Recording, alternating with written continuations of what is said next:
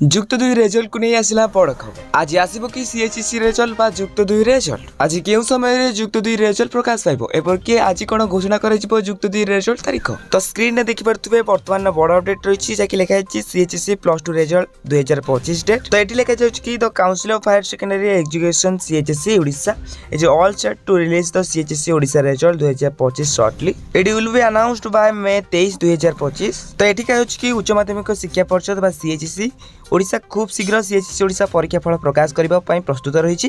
23 मे 2025 सुधा घोषणा करा कि केबे तुमर जुक्त दुई रेजल्ट प्रकाश पाइब से नहीं मे 23 भितर आपको जणाई दि जाए कहुच्छी देन रहा CHSE Odisha 12th result 2025 will be release in a press conference and thereafter be made available for students to check online तो देखिए तू ये 2 घंटा तलर न्यूज रही जैकि सी कहूँ कि तुम जो प्रेस कॉन्फ्रेंस जरिए तुम रेजल्ट प्रकाश पाइपर आपज रेजल्ट को ऑनलाइन माध्यम चेक करेंगे बाकी रहा ये कह कि मे 23 भितर तुम रेजल्ट डेट को डिक्लेयर कर